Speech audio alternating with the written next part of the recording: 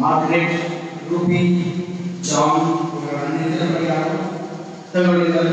Krishna, Kavita, Anthony Sheldon, Grace, Maria Latina, Catherine Gonzalez, Lord Perry, Kamalas, Josephine, Lord Ranjan, Aksana, Mushroom, Putri Sarati,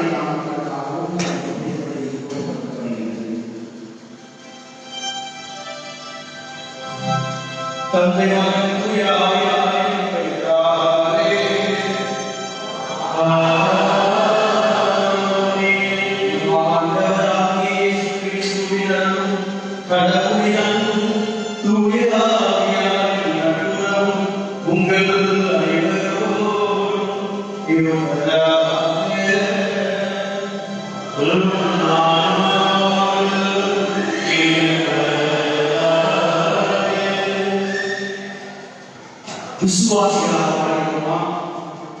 அல்லது விமர்சன பார்வையோடு நாம் வாழ்கிறோமா? விசுவாசம் என்பது இறைவனுக்கு நமக்குள்ள நம்பிக்கையை ஆழப்படுத்தும். விமர்சனம் என்பது இறைவனுடைய அருள்கொடைகளை நாம் பெறுவதற்கு நம்மை தடுக்கும். விசுவாசத்தோடு வாழ்கிற பொழுது இறைவன் ஆபிரகாமுக்கு கொடுத்த அனைத்து ஆசீர்வாதங்களையும் ஆபிரகாமுக்கு பிள்ளைகளாக அவருடைய வழி போன்றதாக இருக்கிற ஒவ்வொருவருக்கும் வைத்திருக்கிறார். அந்த ஆசீர்வாதங்களை இன்று நாம் அறிந்து கொள்வதற்காக ஆவியானவர் ஒவ்வொருவருடைய மனதிலும் இறைவனுடைய வார்த்தையை இணைக்கும்படியாக நாங்கள் அழைக்கிறார். எனவே இறைவனுடைய வார்த்தைகளும் இறை வார்த்தைகளாக ஊட்டங்களும் நாம் அழைக்கப்பட்டிருக்கிறோம். எனவே நம்முடைய உள்ளத்திலும் எண்ணத்திலும் உடலிலும் சொல்லிலும் செயலும் பல்வேறு விதமான கலைகள் இந்த விசுவாசத்தை நாம் ஆழப்படுத்த அல்லது விசுவசிக்க அந்த கலைகளை நாம் ஒப்புக்கொள்வோம். நாம் பாவங்களை ஏற்றுக்கொள்வோம், மனப்படுத்துவோம், மன்னிப்பு கேட்போம். எல்லாம் இறைவனிடம்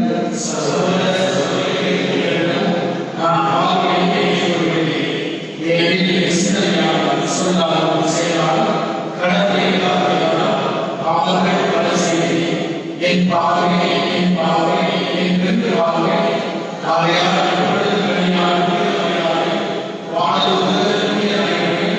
சகோதர சகோதரிகளே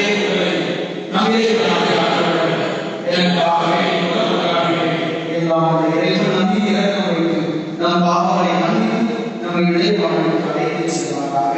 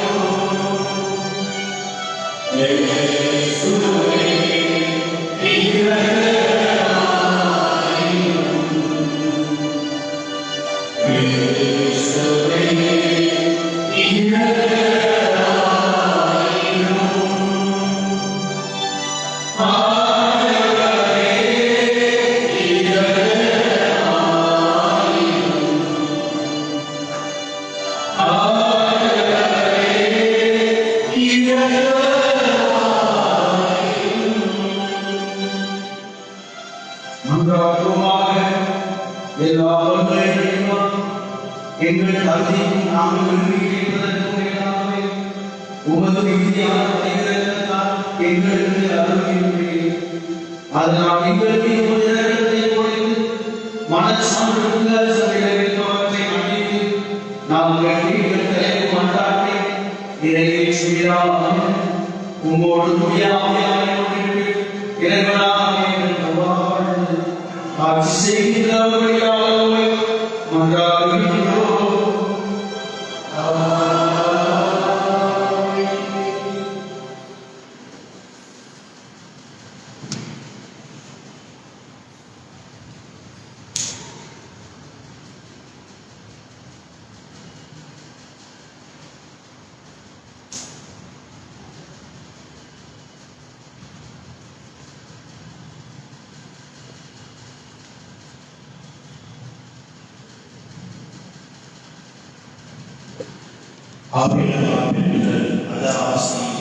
நம்பிக்கை கொள்வோர் பங்கு பெறுவோம்.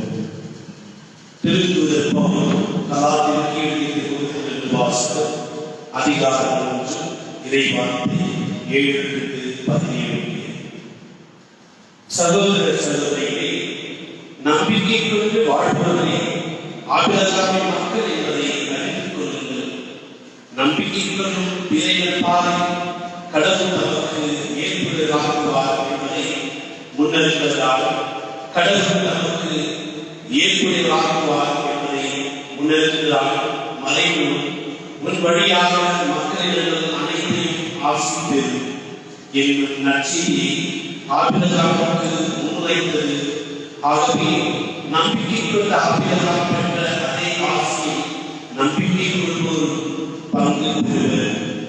திருச்சட்டம் சார்ந்த செயல்களை நம்பிக்கை இருப்பவர்கள் சாபத்திற்கு ஆளானவர்கள். ஏனெனில் திருச்சட்டத்தின் வார்த்தைகளை எல்லாம் கடைபிடித்து நடவாதோர் சபிக்கப்படட்டும் என்று எழுதியுள்ளது. சட்டம் சார்ந்த செயல்களால் எவரும் கடவுள் முன்னையில் ஏற்புடையவர் ஆகவில்லை என்பதும் தெரியும். ஏனெனில் நேர்மையுடையோர் தம் நம்பிக்கையால் வாழ்வடைவர். திருச்சட்டம் நம்பிக்கையை அடிப்படையாக கொண்டது அல்ல, மாறாக சட்டம் சார்ந்தவற்றை கடைபிடிப்போர் அவற்றால் வாழ்வு பெறுவர் என்று எழுதியுள்ளது. மனத்தில் தொகையிடப்பட்டோர் சபிக்கப்பட்டோர் என்று எழுதியுள்ளவாறு நமக்காக கிறிஸ்து சாபத்திற்கு உள்ளாகி நம்மை சட்டத்தின் சாபத்திலிருந்து மீட்டுக் கொண்டார். ஆபிரகாமுக்கு கிடைத்த ஆசி இயேசு கிறிஸ்துவின் வழியாக இறைவனுக்கும் கிடைக்கவும் வாக்களிக்கப்பட்ட தூய ஆவியை நாம் நம்பிக்கையின் வழியாக பெற்றுக் கொள்ளவும் இவ்வாறு செய்தார். ஆண்டவரின் அருள்வாக்கு மதுரை பாடும் கலவி ஆண்டவர் தமது உடன்படிக்கையை என்றும் நினைவில் கொள்கின்றார். ஆண்டவருக்கு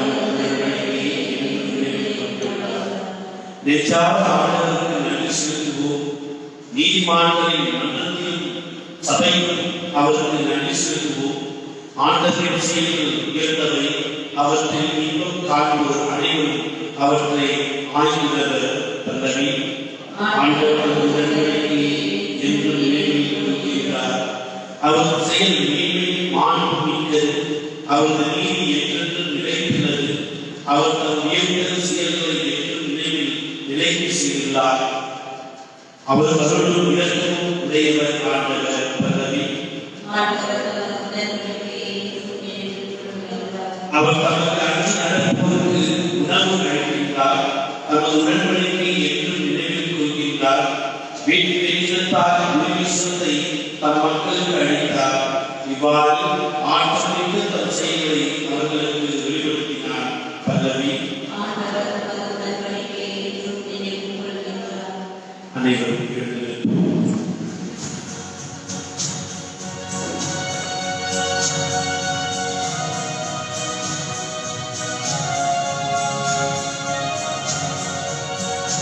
Alleluia, Alleluia, Alleluia.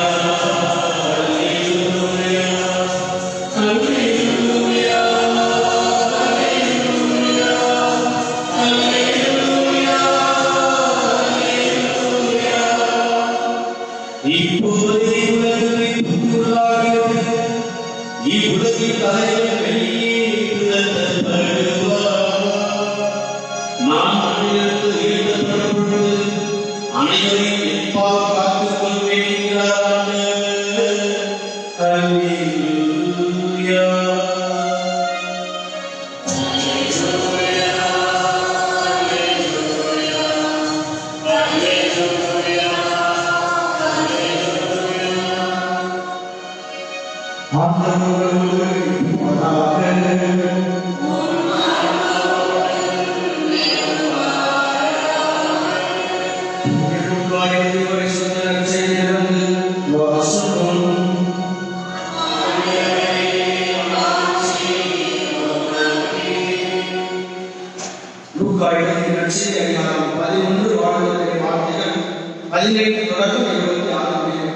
அக்காலத்தில் மக்களும் சிலர் இயேசுவை குறித்து பேய்களின் தலைவனாகிய பேசுவதை கொண்டு இவன் பேய்களை ஓட்டுகிறான் என்றனர்.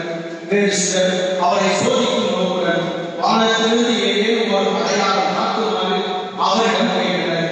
இயேசு அவருடைய சிந்தனைகளை அறிந்து அவரிடம் கூறியது, தனக்கு எதிராக தானே பிளவுகளோ எந்த அரசும் பாடாய் போகும். அவ்வாறே எல்லோரும் வீடும் விழுந்துவிடும்.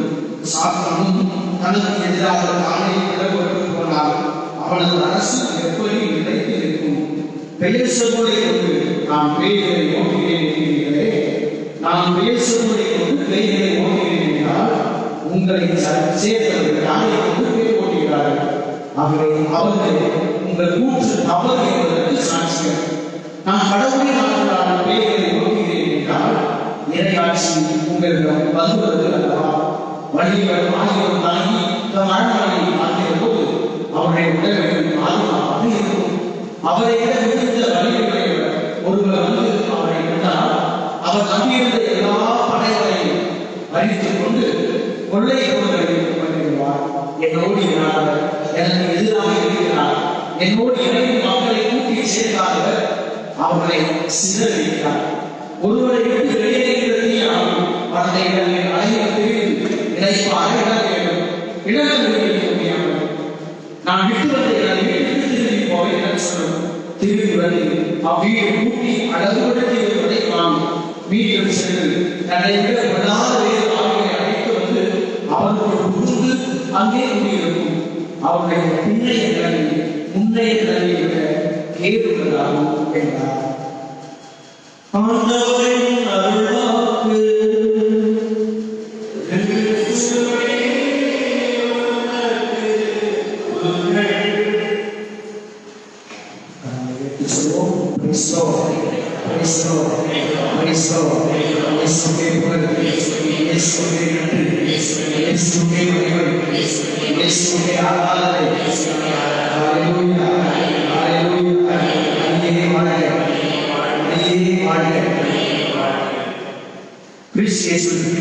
சகோதர சகோதரிகளே, இறைவன் இந்த உலகத்தை நம்மை ஆசீர்வாதமாய் வாழவே படைத்திருக்கிறார்.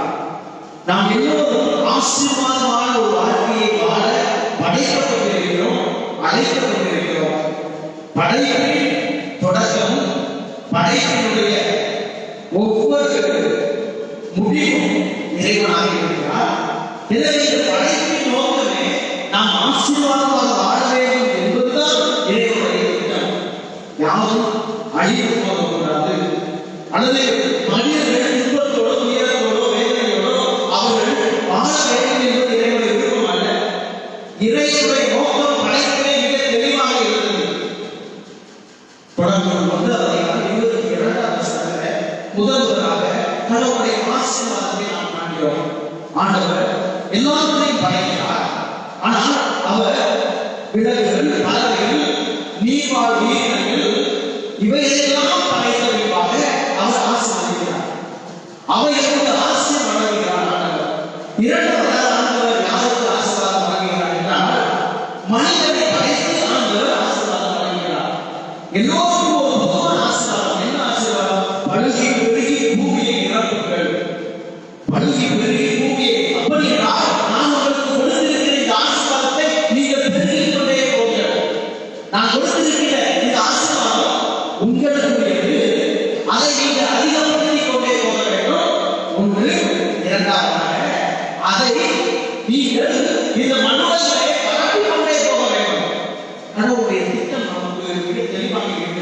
நான் ஆசீர்வதிக்கப்பட்டிருக்கிறேன். ஒன்று. இரண்டாவதாக, என் வழியாக இந்த உலகம், என்னை சார்ந்தவர்கள், எனது குடும்பம், எனது பிள்ளைகள், எனது நண்பர்கள், எனது தொழில், இந்த உலகம், இந்த சமுதாயம் ஆசீர்வாதமாக இருக்க நான் அழைக்கப்பட்டிருக்கிறேன். நம்ம நம்பிக்கை கடவுளுக்கு இந்த உண்மையை புரியாததுதான் காரணம். பல நேரங்களிலே நம்ம விசுவாச வாழ்வை கடவுள் ஏன் ஏற்படுகிறது? நாம் இந்த சத்தியத்தை, இந்த உண்மையை அணுக விடாமல் இருப்பதுதான். என் வாழ்க்கையிலே பிரச்சனைகள், வேதனைகள், துன்பங்கள், நோய்கள், தோல்விகள், இவைகளெல்லாம் நான் பார்த்துக் கொண்டிருக்கிறேன். இவையெல்லாம் சாத்தான் நமக்காக வைத்திருப்பது, இறைவன் நமக்காக வைத்திருப்பது ஆசீர்வாதம். இறைவன் நமக்காக வைத்திருப்பது நல்ல வாழ்வு. இறைவன் நமக்காக வைத்திருப்பது மேன்மையான வாழ்வு. ஆக சாத்தானுக்குரிய அவனுடைய அந்த செயல்களில் தான் நம்முடைய எண்ணங்கள் பல நேரங்களில் போய் கொண்டிருக்கின்றன. எனவேதான் 2 கொரிந்தியர் 2:4 நாம் வாசிக்கிறோம். இந்த உலகத்தின் தலைவன், இந்த உலகத்தின் தலைவனான சாத்தான் இதோ தன் பிள்ளைகளை அவன் அவனுடைய அறிவு கண்களை கட்டி வைத்திருக்கிறான். கடவுளின் மகிமையின் மாட்சிமையின் ஒளியை கண்டிராதபடி அவன் அறிவு கண்களை கட்டி வைத்திருக்கிறான். ஆக நமது இந்த உடலில் இருக்கிற கண்களை அல்ல, இந்த கண்களை மூடினால் திறந்துவிடலாம். ஆனால் அறிவை சாத்தான் கட்டி வைத்திருக்கிறான். நீ கடவுளின் மகிமையின் மாட்சிமையை, அவன் வைத்திருக்கிற மேன்மையை, ஆசீர்வாதத்தை நீ கண்டுவிடக்கூடாது என்பதற்காக, அதை பற்றி சிந்திக்க கூடாது என்பதற்காக சாத்தான் உன்னை கட்டி வைத்திருக்கிறான் என்று சொல்லி பவுல் சொல்கிறார். ஆனால் சிந்தனை காட்டப்படுகிறது.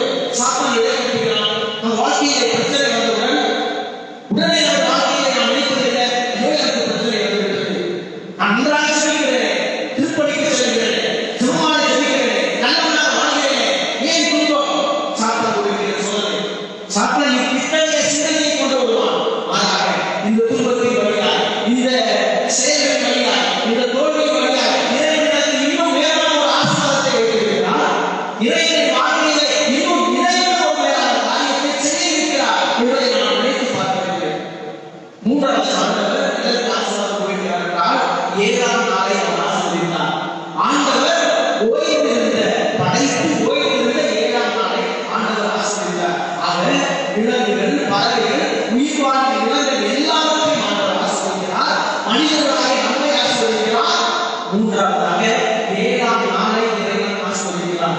அப்படி என்றால் இந்த 7ஆம் நாள், இந்த ஞாயிற்றுக்கிழமை, கடவுள் ஓய்வு நாள், எத்துணை ஏழையான நாள், அது ஆசீர்வாதத்தின் நாள். பல நேரங்களிலே இந்த ஆசீர்வாதத்தின் நாளை நம்முடைய சுய லாபத்திற்காக நான் பயன்படுத்திக் கொள்கிறேன்.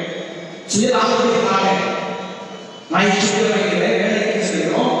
ஞாயிற்றுக்கிழமையிலே கடவுளுடைய இந்த காரியங்களில் ஈடுபடுவதை விட நமது சொந்த வேலைகளில் ஈடுபட்டுக் கொண்டிருக்கிறோம். கடவுளுக்குரிய நாளை நாம் அபகரித்துக் கொள்கிறோம். We steal the God's day from the Lord. கடவுளுக்கு நாம் திருடிக் கொள்கிறோம். கடவுளுக்குரிய நாளை நாம் எதற்கெல்லாம் பயன்படுத்துகிறோம், எப்படியெல்லாம் வாழ்கிறோம், அதை நாம் சிந்தித்து பார்க்க வேண்டும். அந்த நாள் ஆசீர்வாதமான நாளாக நான் மாற்றியிருக்கிறேன். கடவுள் ஆசீர்வாதமாய் தான் எல்லாவற்றையும் படைத்தார். ஆனால் அதை மாற்றுவது யார்? நாம் தான். ஞாயிற்றுக்கிழமையிலே வேலைக்கு செல்கிறோம். அது நிச்சயம் நமக்கு ஆசீர்வாதத்தை கொடுப்பதில்லை. கடவுள் அது ஓய்வு நாளாக, கடவுளுக்குரிய நாளாக அதை கொடுத்திருக்கிறார். ஆக இறைவனுக்குரிய அந்த ஆசீர்வாதத்தை நாம் பெறுகிறோம். அதை பெறுவதற்கு நான் தகுதிக்கு போய்விடுகிறேன். ஆக இறைவன் ஒவ்வொரு ஆசீர்வாதத்தை வழங்கியிருக்கிறார். இந்த ஆசீர்வாதத்தை ஒவ்வொரு மனிதர்கள் வழியாக, ஒவ்வொரு சூழ்நிலை வழியாக அவர் மீண்டும் மீண்டும் மீண்டும் தெளிவுபடுத்திக் கொண்டே இருக்கிறார். ஆனால் வேதத்தில் சொன்னார், அவர்கள் தன்னை கீழ்ப்படியாக இருந்தார்கள். மீண்டுமாக நோவாய் என்ற மனிதன் வழியாக மீண்டும் ஆண்டவர் இந்த உலகத்திலே அவர்கள் ஆசீர்வாதம் என்று நினைத்திருக்கும் என்ற அவருடைய ஆசீர்வாதத்தை கொடுத்தார். மீண்டும் இடறி போனார்கள். ஆபிரகாம் வழியாக நாம் எல்லோரையும் அவருடைய பிள்ளைகளாக தேர்ந்தெடுத்து ஆபிரகாமின் வழிவந்தவர்களாக நம்மை அழைத்தார். அவரின் ஆசீர்வாதத்தை நாம் பெற்றுக்கொள்ளும்படியாக அழைத்தார். ஆபிரகாமுக்கு கடவுள் என்ன ஆசீர்வாதம் கொடுத்தார் என்பதை நாம் தெரிந்து கொண்டால்தான் நாம் அத்தகைய ஆசீர்வாதத்தை நாம் பெற்றுக்கொள்ள முடியும். 7 ஆசீர்வாதங்களை ஆண்டவர் ஆபிரகாமுக்கு கொடுக்கிறார். நாம் இதை தொடர்ந்து 12ஆம் அதிகாரத்திலே நாம் வாசிக்கிறோம். முதல் ஆசீர்வாதம் ஆண்டவர் சொல்கிறார், புறப்பட்டு போ, நான் உனக்கு காண்பிக்கும் செல்வேன் என்று ஆண்டவர் ஆபிரகாமுக்கு ஒரு புதிய இடத்தை, ஒரு புதிய நாட்டை, ஒரு புதிய வாழ்கின்ற சூழ்நிலையை உருவாக்குகிறார்.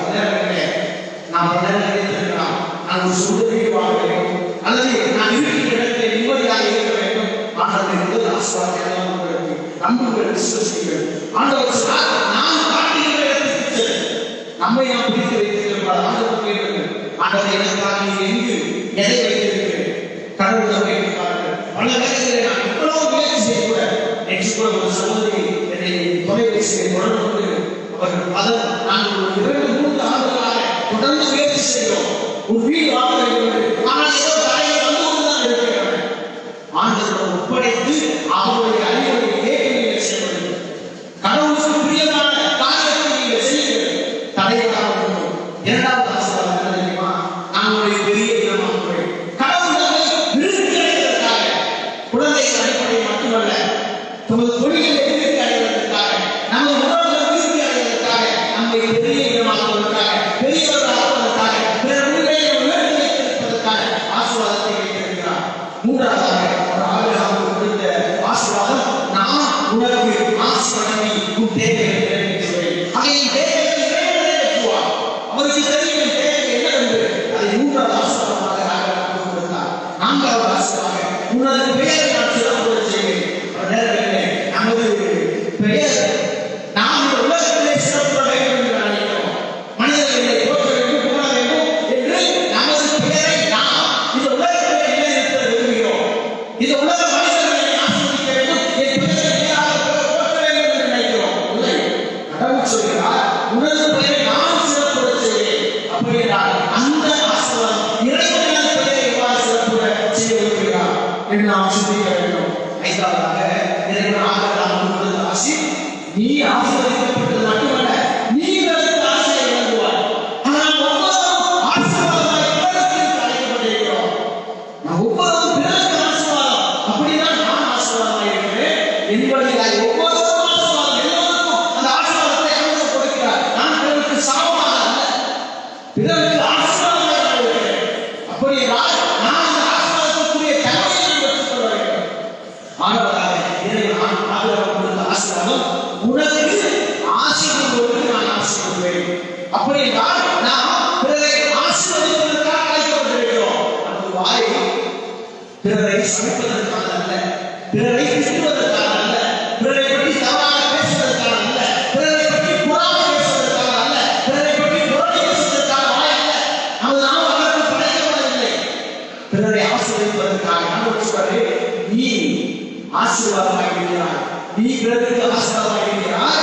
இந்த ஆசீர்வாதத்தை பிறருக்கு வேண்டும் என்றால் உனக்கு ஆசீர்வதிக்கிறவர்களுக்கு நான் ஆசீர்வதிக்கிறேன். ஆக அந்த ஆசீர்வாதம் உனக்கு கிடைக்க வேண்டும் என்றால் நான் பிறருக்கு ஆசீர்வாதமாக இருக்க வேண்டும். இறுதியாக ஆண்டவர் 7வது ஆசீர்வாதமாக கொடுத்தது, உன் வழியாக மக்களிடம் அனைத்தும் ஆசீர்வாதம். ஆக நம் வழியாக இந்த உலகம் ஆசீர்வாத நான் இறைவன் வைக்கிறார். அந்த ஆசையை நான் பெற்றுக்கொள்ள வேண்டும் என்றால் என்னிடம் இருக்க வேண்டியது என்ன? ஒன்று, ஆவியானவர் வழியாக நமக்கு கொடுத்திருக்கிற நம்பிக்கை. அந்த நம்பிக்கை ஆவியானவர் வழியாக நமக்கு கொடுக்கப்பட்டிருக்கிறது. அவர் நமக்குள்ளே செயல்படுகிறார். அந்த ஒரு உண்மை. ஆவியானவர் உங்களுக்குள்ளே ஊற்றப்பட்டிருக்கிறார். அந்த அபிஷேகம் உங்களுக்குள்ளே ஊற்றப்பட்டிருக்கிறது. இது உங்களுக்கு நம்பிக்கையை வளர செய்வதற்காக. எனவே நம்பிக்கையை நீங்கள் வேறுங்கள். அப்படி இந்த ஆசீர்வாதத்தை நீங்கள் பெற்றுக்கொள்வீர்கள். நம்பிக்கை வழியாகத்தான் ஆபிரகாமின் ஆசீர்வாதத்தை நாம் பெற்றுக்கொள்வோம். இந்த ஆசீர்வாதம் இயேசு கிறிஸ்து வழியாக அவருடைய தூய வழியாக நமக்கு கொடுக்கப்பட்டிருக்கிறது. இந்த 7 ஆசீர்வாதங்களும் அதன் மொத்த பிரயாணத்தோடு ஆவியானவர். எனவே ஆவியானவரை கேட்கிறேன். உங்களுடைய ஜெபங்கள் ஆவியானவரின் அபிஷேகத்தை கேட்கின்ற ஜெபங்களாக இருக்கட்டும். அப்பொழுது இறைவன் மீது நம்பிக்கை வைப்போம். விமர்சனம் செய்யறதாக அல்ல, மாறாக விசுவாசம் மக்களாக வாழ்வோம். இறைவன் ஒவ்வொருவரும் அந்த அனைவரும் ஆசீர்வதிப்பதாக. ஆமென்.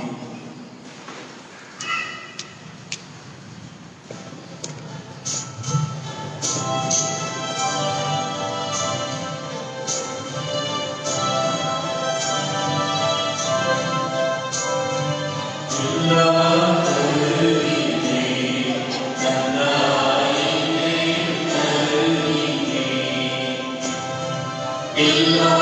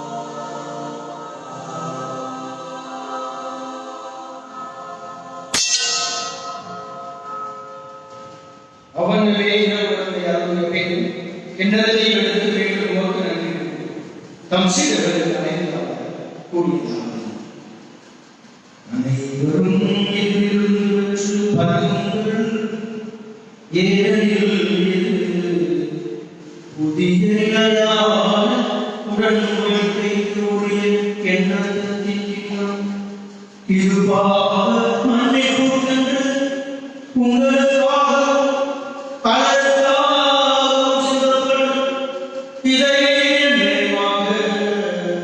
செய்யுங்கள்.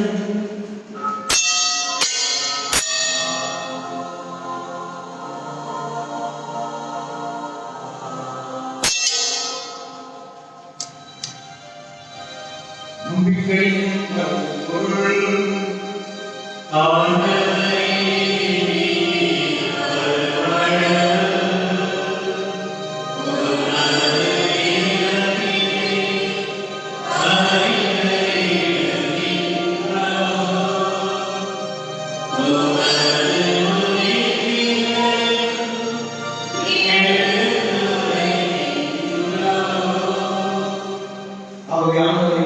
கிறிஸ்துவின் இறப்பினை உயிர்ப்பினை வாழ்தல் நோக்கத்தை உயிர்ப்பினை இடத்தை ஒப்புக்கொள்கிறோம்.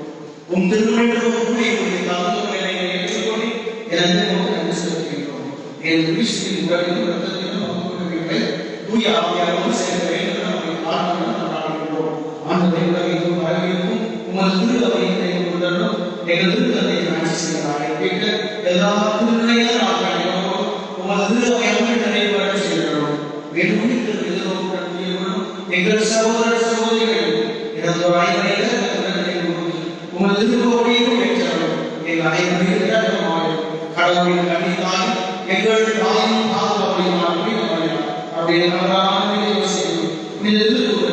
இவ்வுடைக்கும் புனிதராய் இருந்தோம் ஆகிய புனித அனைவரும் நாங்கள் உம் திருமண இயேசு கிறிஸ்து வழியாக உம்மை புகழ்ந்து வரவர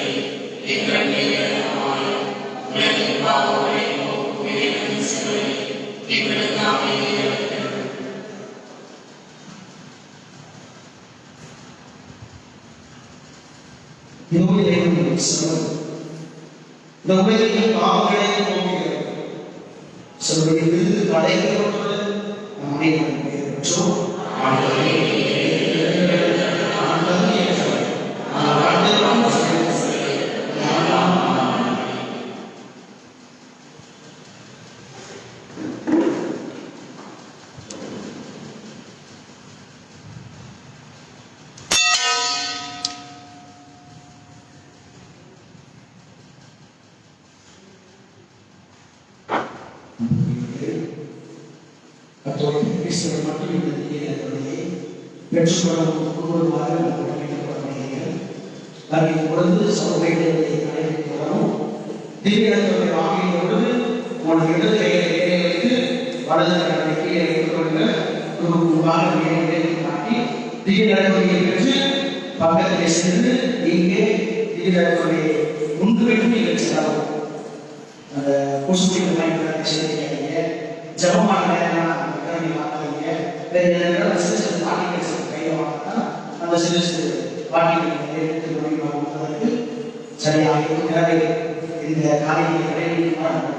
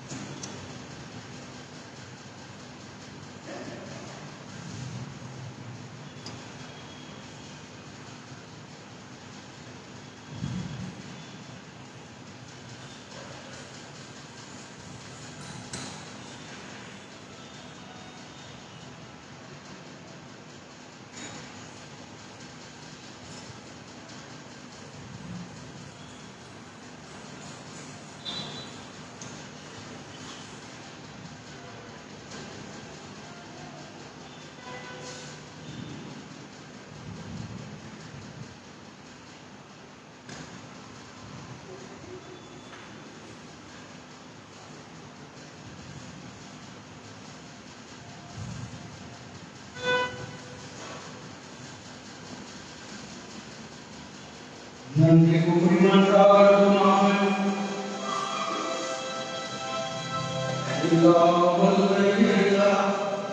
நாங்கள் பெற்றுக்கொண்ட கிறிஸ்துவின் அர்ப்பணையாளர்களால் புத்துணர்வும் கூட்டமும் பெறுகின்றோம். இவ்வாறு நாங்கள் அவராகவே மாறிட எங்களுக்கு அருள்வீராக. எங்கள் ஆண்டவராகிய கிறிஸ்து வழியாக மன்றாடுகின்றோம். ஆமென்.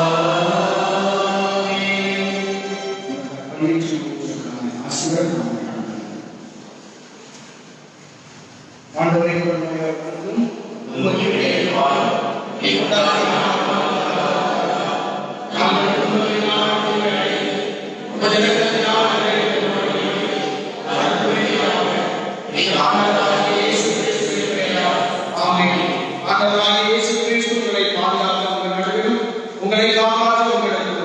உங்களுக்கு வழிகாட்ட உங்களுக்கு முன் உங்களுக்கு காவலாய் உங்களுக்கு பின் உங்களை ஆசீர்வதிக்க உங்கள் மேலும் இருப்பாராக. ஆமென்.